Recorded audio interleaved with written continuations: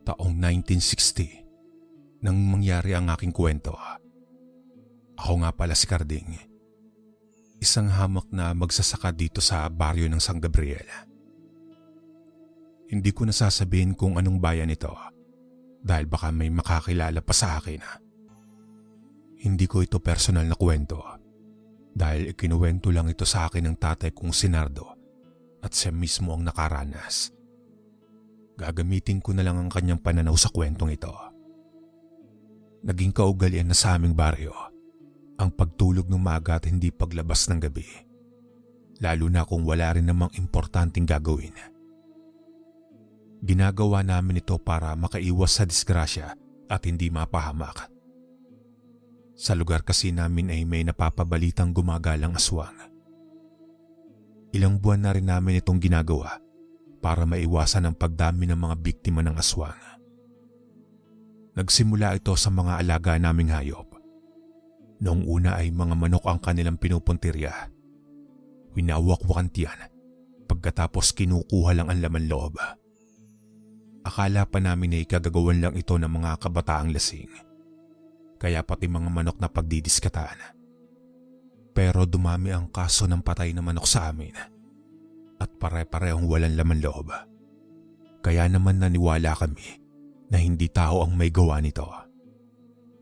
Pagkatapos naman sa manok, ay baboy at kambing naman ang naging biktima sa lugar namin. Naging malaking pagkalugi ito para sa mga nag-aalaga ng baboy at kambing dahil mataas din ang kanilang puhunan. At hindi nagtagal ay tao naman. Unang naging biktima sa amin ay isang pastol ng Kalabaw. Ayon sa kanyang mga magulang, ay madaling araw itong umalis ng kanilang bahay para magpastol ng kalabaw. Pero hindi na ito nakabalik sa kanilang bahay at natagpuan na lang nilang walang buhay bandang tanghalian. Doon na kumalat ang takot sa aming mga kabaryo at kahit madaling araw ay natatakot na silang lumabas ng bahay. Ang mga nagpapastol ng hayop ay 6:00 na ng umaga kung umalis. Tapos 4:00 pa lang ng hapon ay ikinukulong ang kanilang mga alaga. Gayon din ang mga magsasaka. Kung dati-rati ay maagang nag-aararo sa bukid, ngayon ay tanghali na. Kaya naging mas kaunti ang produksyon ng aming mga ani. Ang dating masaganang baryo, ngayon ay unti-unti nang naghihirap dahil sa pananalasa ng aswang. Hindi na nakatays pa ang aming punong baryo, kaya naman naisip nito na humingi ng tulong sa isang albularyo. Pero dahil puro babae ang kanyang mga anak, ako na pamangkin niya ang nautusan niyang pumunta ng albularyo. Nang una ay tumanggi ako dahil halos kalahating araw ang kailangang bunuin para makapunta sa bundok kung saan nakatira ang albularyo at maaari din akong maging biktima ng aswang. Pero wala na rin akong nagawa dahil kailangan naming masolusyonan ang problema namin sa aswang. Ang pupuntahan kong albularyo ay nagngangalang Tataben, isang tanyag na albularyo sa bayan namin. Siya ang takbuhan ng mga taong biktima ng aswang at ng iba pang elemento sa kaliwa. Biyasa na siya sa kanyang trabaho at lahat ng kanyang misyon ay natatapos niya ng maayos. Siya na lang ang natatanging pag-asa ng aming baryo para labanan ng mapaminsalang aswang at maibalik sa aming lugar ang kasaganaan. Kinabukasan pagputok pa lang ng araw ay nag-umpisa na akong maglakbay. Pero hindi ako nag-iisa. Sinamahan ako ng aking kaibigang si Roberto at magkasama kaming naglakbay patungo sa kinaroroonan ni Tata Ben. Binilisan namin ni Roberto ang paglalakad dahil hindi kami dapat abutan ng takip silim sa daan. Dahil baka imbis na makahingi kami ng tulong kay Tata Ben, ay kami ang maging biktima ng aswang. Hindi kami nagsayang ng oras sa paglalakad para mabilis kami makarating sa aming patutunguhan. Pero mga tao lang din kami, napapagod at nagugutom. Tanghaling tapat nang maisipan namin magpahinga at kumain. Nasa kalagitnaan kami ng kagubatan ng mga oras na iyon. Habang kumakain ay hindi namin maiwasang pag-usapan ang mga nangyayari sa aming baryo. Tol, nabalitaan mo na ba yung nangyari sa anak ni Aling Minerva? Bungad na tanong ni Roberto. Alin doon, Tol? 5 ang anak nun, di ba? Sagot ko naman na patanong. Yung buntis, Tol, si Romana. Wika ni Roberto. Ay oo, Tol, kilala ko yon. Kasama ko pa nga si Tito Boy na rumusponde sa kanila noon. Kaya lang ay patay na ng madat na namin. Tugon ko naman kay Roberto. Lintik talaga yung mga aswang na yan. Nasa bahay na nga lang napatay pa nila. Muli niyang tugon sa akin. Sa palagay ko, Tol, tiktik ang may gawa nun. Kasi may nakita kaming siwang sa bubong at may butas ang tiyan ni Romana. Wika ko kay Roberto. Kawawa naman, Tol, pati ang dinadala niyang anak na damay. Kaya kailangan talagang matuldukan na ang kasamaan ng mga aswang. Muling tugon ni Roberto. Kaya dapat, Tol, makaabot tayo ng buhay patungo sa bahay ni Tata Ben. Siya na lang ang pag-asa natin para puksain ang kasamaan ng mga aswang. Halika na at lumakad na tayo para hindi na tayo abutan ng dilim. Wika ko. Pagkatapos ay nagbalik na kami sa paglalakbay patungo sa bahay ni Tata Ben. Pero hindi pa man kami nakakalayo ay may napansin na kaming kakaiba. Dahil parang bumabalik lang kami sa lugar kung saan kami nagpahinga kanina. Pamilyar kasi ang mga puno. Hindi ko alam kung namamalikmata lang ako dahil halos magkakapareho lang ang mga puno dito. Pero para talagang may kakaiba. Kaya naman pasimple kong hinulog ang dala kong bandana para malaman kung totoong nagpapabalik-balik lang kami. Pero laking gulat ko na lang nang makita kong muli ang bandanang hinulog ko kanina. Tol, nagpapabalik-balik lang tayo. Bulong ko kay Roberto. Paano ka naman nakakasiguro, Tol? Tanong niya naman sa akin. Tignan mo itong bandana. Hinulog ko ito kanina sa dinadaanan natin. Pero nandito na siya ulit. Sagot ko. Kaya naman pala pamilyar ang lugar na ito. Akala ko namamalikmata lang ako. Tugon ni Roberto sa akin. Akala ko rin kanina, Tol. Pero malakas ang kutob ko. Kaya pa simple kong hinulog itong bandana. Sa tingin ko pinaglalaroan tayo. Wika ko kay Roberto. Kailangan natin baliktarin ang ating mga suot. Lumang pamahiin lang ito, Tol. Pero baka gumana. Suwestyon naman ni Roberto. Pagkatapos ay nagbaliktad na nga kami ng aming mga kasuotan.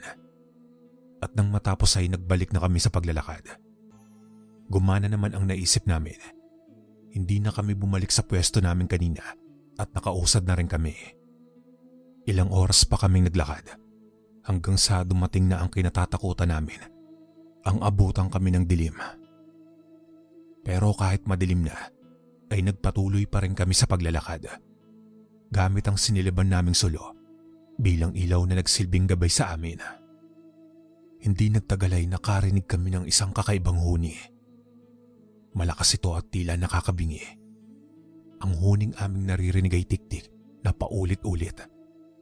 Kinabahan ako dahil alam kong huni ito ng aswang. Pero dahil malakas ang tunog, ay may panahon pa para makatakas kami at makarating sa bahay ni Tata Ben. Ang huni kasi ng aswang ay tila baka baliktaran ng iba. Kung malayo pa ito ay malakas ang tunog. Pero kung halos bulong na lang ang naririnig mo, ibig sabihin ay malapit lang ito at anumang oras ay pwede kang atakihin. Lumipas pa ang ilang sandali, ay pahina na ng pahina ang huni na aming naririnig. Kaya naman pinagmadali ko si Roberto sa paglalakad dahil baka abutan kami ng aswang. Pero kahit anong bilis ng aming paglalakad ay naabutan pa rin kami. Isang mabalahibong nilalang ang nakatayo sa aming harapan. Armado ng matatalim na kuko at matutulis na ngipin. Kinikilatis kaming mabuti at handang sumugod anumang oras. Kahit na kinakabahan ay hindi kami basta susuko ni Roberto. May baong kaming tag-isang itak at lakas ng loob para ipagtanggol ang aming mga sarili. Napuno ng tensyon ang paligid. Wala ni isa sa amin ang gumagalaw. Nagpapakiramdaman at naghihintay ng pagkakataong umatake. Hanggang sa naunang kumilos ang aswang. Pinapaikutan lang kami na para bang gumagawa ng bilog. At kami ni Roberto ang nasa sentro. Mukhang naghahanap siya ng tamang tiyempo para atakihin kami. Kami naman ni Roberto ay sinusundan lang ang kilos ng aswang. Hinihintay na lumapit ito sa amin para depensa ng aming mga sarili. Hanggang sa hindi na nakatiis pa ang aswang at ako ang una niyang sinugod. Iwinasiwas ko naman ang hawak kong itak para ipakitang hindi ako natatakot. Napakabilis nitong nakalapit sa akin at gamit ang kanyang matutulis na kuko ay ginalusan ng aking dibdib. Natamaan ko rin naman siya sa kamay nang makalapit siya sa akin. Pero nilawayan lang niya ito at agad na gumaling. Napalud ako dahil sa hapdi at hindi ko na alam kung makakaya ko pang lumaban. Nagpatuloy ang aswang sa pag-ikot at naghahanap na naman siya ng tamang pagkakataon para sumugod. Muli kaming naganda sa pagdepensa kahit na iniinda ko pa ang tama ko sa may dibdib. Tapos ay muli na namang lumusob ang aswang. Pero imbis na sa akin ay kay Roberto siya sumugod at mabilis niya itong nagalusan sa may tiyan. Napasigaw si Roberto sa sakit. Pagkatapos ay nadapa na lang siya. Habang nakaluhod ay pinapanood ko ang aswang na lumalapit sa amin. Hindi na siya nagpaikot-ikot ngayon. At tila ba malaki ang tiwala niya na kayang-kaya niya na kami. Unti-unti siyang lumapit sa akin at inihanda ko naman ang hawak kong itak para madepensa ng aking sarili.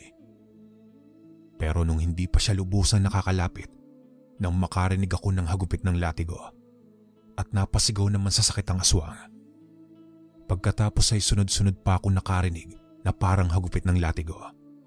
At tila ba namamaos na ang aswang kasi sigaw hanggang sa mapadapa na rin ito sa lupa. Di nagtagal ay lumapit ang isang matandang lalaki sa aswang. Pagkatapos ay iginapos niya ang mga kamay at paa nito. Lumapit sa akin ang matanda at tinanong kung ano ang nararamdaman ko. Sumagot naman ako na mahapdi ang mga sugat ko. Pagkatapos ay niyaya niya na akong tumayo, pati na rin si Roberto. Inutusan niya kaming bitbitin ng aswang kahit na mahapdi pa ang aming mga sugat. Kahit hindi na ako magtanong, ay sigurado akong si tatabi ng kausap ko. Ang paraan niya ng pakikipaglaban ay kapareho sa mga balitang naririnig ko. Kaya hindi na kami nagdalawang isipan ni Roberto at sinunod na lang namin ang iniuutos niya. Sinundan na lang namin si Tata Ben patungo sa bahay na kanyang tinutuluyan. Pagkatapos ay pinaupo niya kami sa upuang gawa sa itim na kalansay at doon na niyang ginamot ang mga sugat namin sa katawan. Hindi pamilyar ang pagmumukha ninyo sa akin, kaya siguradong hindi kayo taga rito. Bungad na wika ni Tatang Ben. Tama po kayo, naparito lamang po kami para humingi sa inyo ng tulong. Sagot ko naman. Anong klaseng tulong ba ang kailangan ninyo? Tanong niya. Taga Barrio San Miguel po kami. Ilang buwan na po kasing ginugulo ng mga aswang ang katahimikan at kasaganaan sa aming baryo. Nais na po namin itong matuldukan. Kaya kahit delikado ay naparito kami sa lugar ninyo. Dahil kayo lang po ang alam namin na makapagliligtas sa baryo namin. Sagot ko naman. Matagal na pala kayong ginagambala. Bakit ngayon lang kayo naparito? Muling tanong ni Tata Ben. Noong una po kasi ay wala pong may lakas na loob na maglakbay dahil lahat po kami ay natatakot sa aswang. At dahil na rin po sa layo ng lugar ninyo. Wika ko sa matanda. Sige mga iyo, bukas na bukas din ay sasama ako sa inyo pabalik ng San Gabriel upang tugunan ang pangangailangan ninyo at para na rin maehersisyo ang katawan ko. Matagal-tagal na rin kasi akong hindi nakakapaglakbay dahil madalang na lang ang humihingi ng tulong mula sa malalayong lugar. At halos dito na lang ako nanunugis ng mga aswang. Wika ni Tata Ben sa amin. Bigla namang sumagi sa isipan ko ang aswang na nadakip ni Tata Ben. Kaya naman dala ng kuryosidad ay napatanong ako dito. Ano po ba ang gagawin ninyo sa aswang at bakit nyo pa po inuwi rito? Mga iyo, yang inuupuan nyo ngayon ay mga buto ng aswang. Itinatali ko sila sa kawayan at hinahayaang matuyo sa araw. Tapos ay kinakain ng mga uwak at iba pang insektong kumakain ng laman. May bendisyon ang ginamit kong pantali para hindi sila makatakas at mailigtas ng iba pang aswang.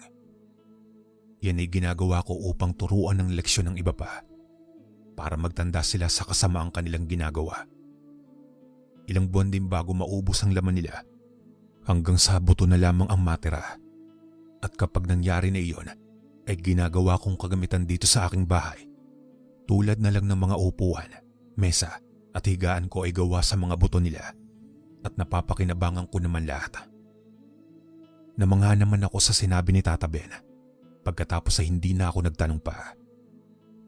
Matapos niya naman kaming gamutin ay iniwan niya na kami at pinaganda ng hapunan. Kinabukasan ay gumising kami ng madaling araw at ginawa na niya ang ikinuwento niya sa amin. Itinali niya ang aswang sa kawayan at hinayaan lang ito doon. Umiiyak ang aswang at humihingi ng tawad. Sinabi pa nitong hindi na siya kakain ng tao at magbabagong buhay na. Pero nasa huli talaga ang pagsisisi. Dahil huli na ang lahat para sa aswang na ito. Hindi na siya pinakinggan ni Tata Ben at ipinatong na sa kanya ang kaparusahan. Bago kami umalis sa lugar na pinagtalian ng aswang, ay nakita ko pa ang ilang aswang na wala ng buhay.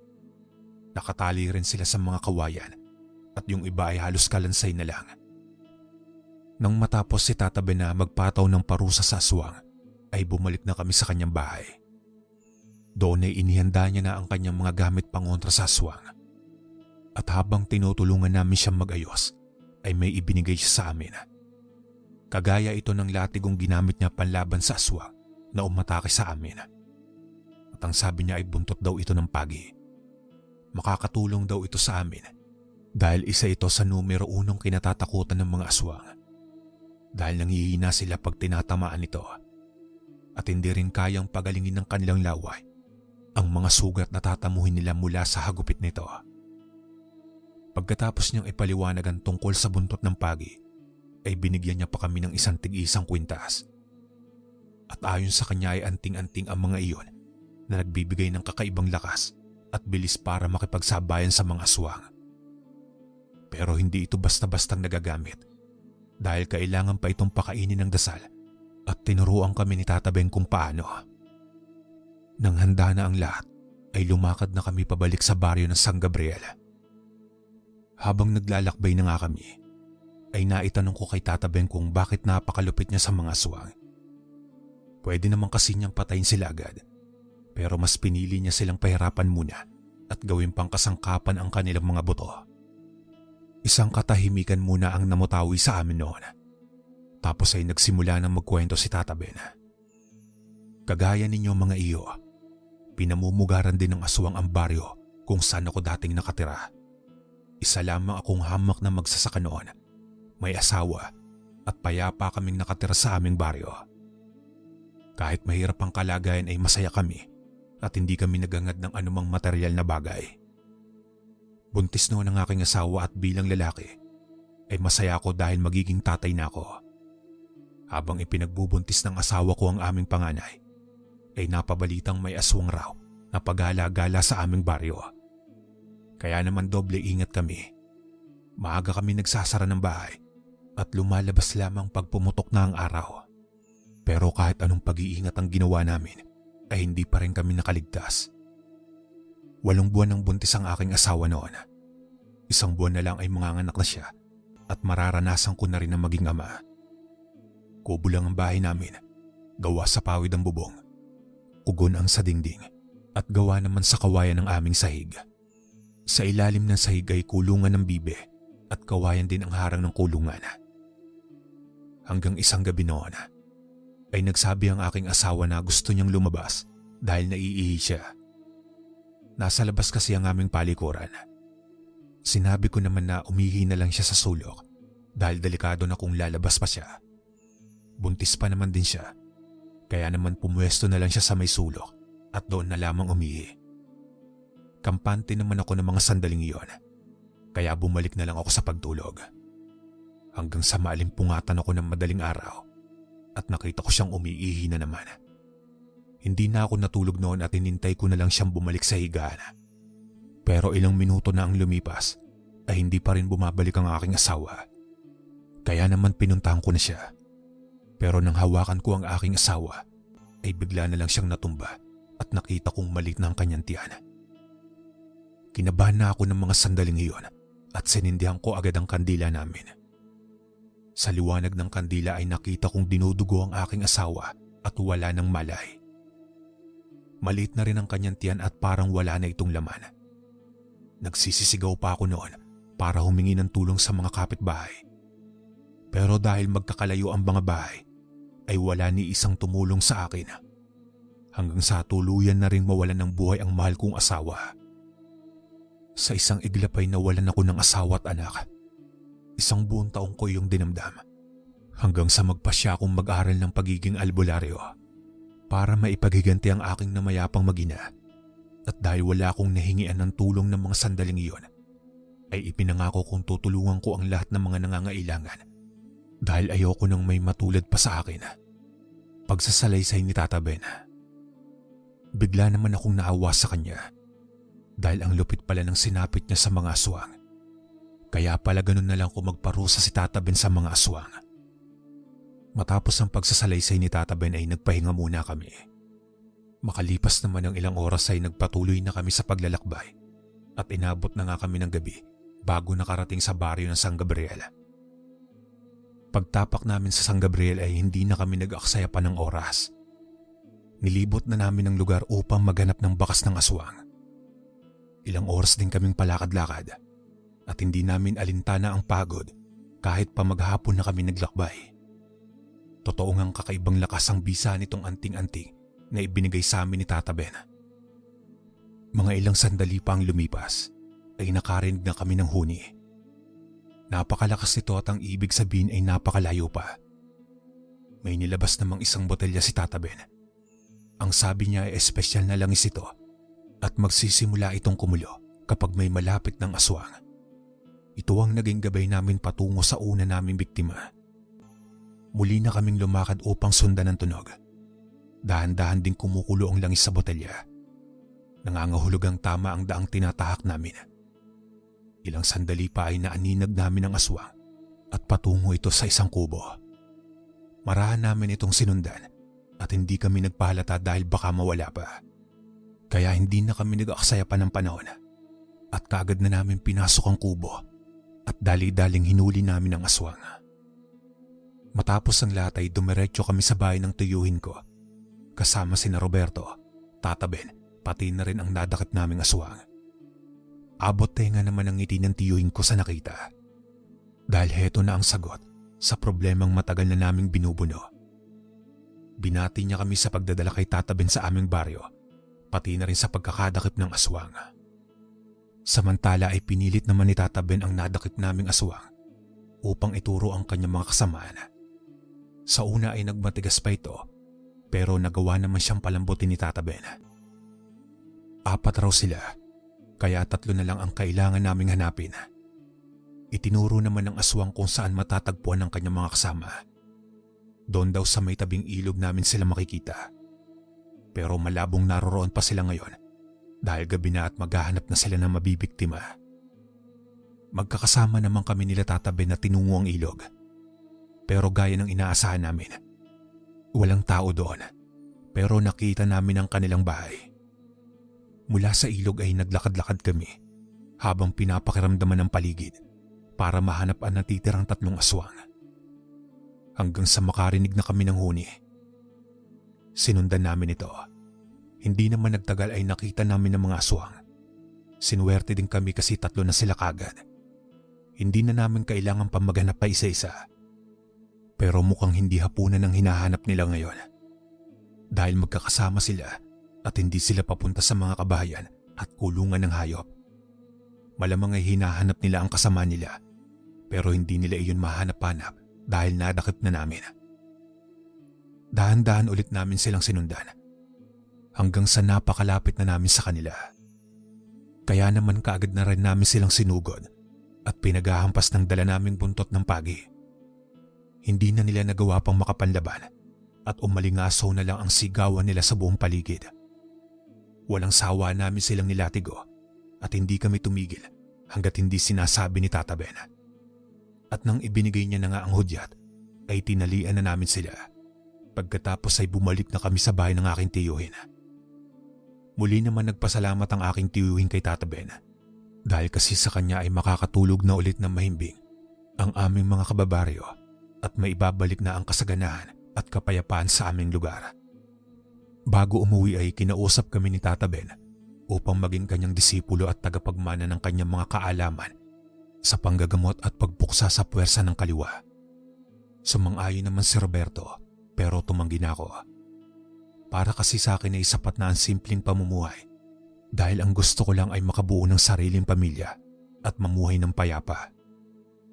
Hindi naman na ako pinilit pa ni Tata Ben pero sinabi niya sa akin na kung magbago ang isip ko ay alam ko na kung saan pupunta. Pagkatapos ng lahat ay bumalik na siya sa kanyang bahay.